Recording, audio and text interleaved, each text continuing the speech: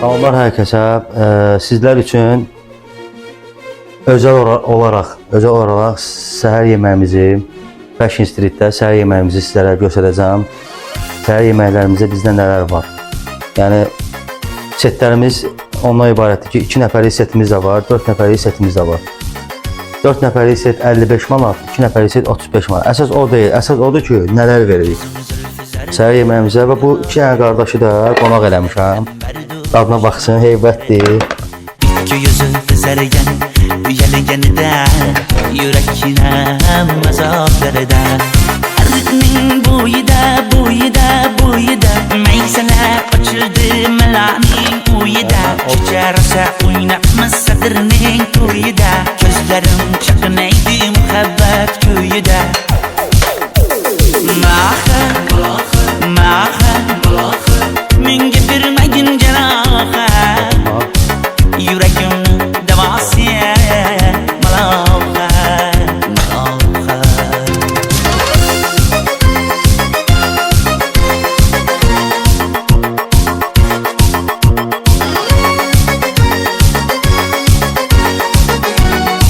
Sen bittasan daraxtda, olmasan shamgasan, olovsan boshimga balosan, nechun uyalma sindirding meni uyalma. Arıqning bo'yida maysalar ochildi malaning. Uşaqlar baxsın dadına və siz də baxın bunu. Chaqnaydi muhabbat kuyida.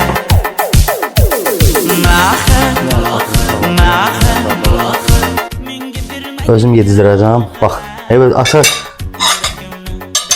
Bu da bizim bax tradisiya. Səhər yeməyində verdiğimiz tradisiya. Buyur qardaş. Başla.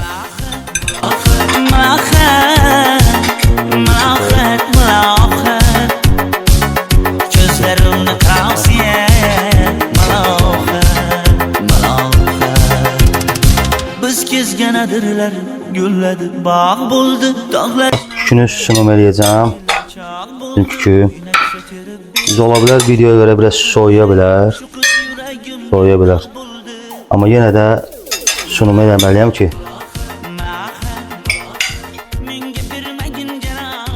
hər kəs tadına baxsın. Görünüşü.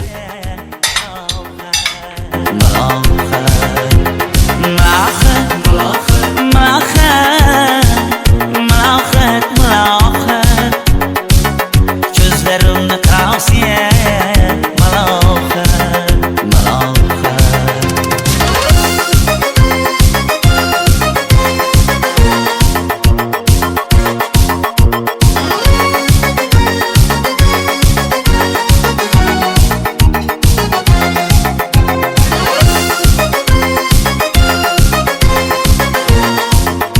Bizdən biri də istəyirəm ki, bir dənə uşaqlar dadına baxsın. Bakın deset yemişler. Buyurun. Bakın.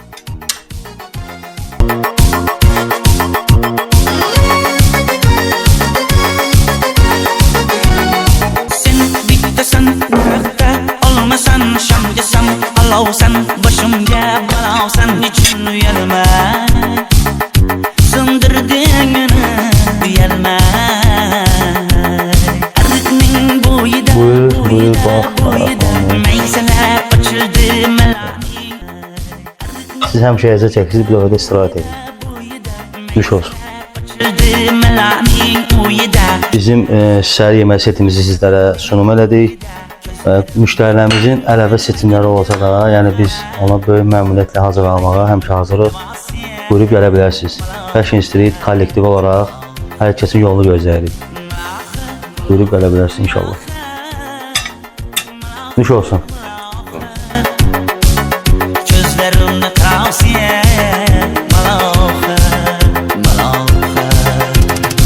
Biz kezgan adirlar gulladi, bog' bo'ldi dog'larni aylandi, ko'ngillar chog' bo'ldi. Binafsha terib beray, ashula aytib beray, shu qiz yuragimga dog' bo'ldi. Maha menga bermagin jarohat, yuragimni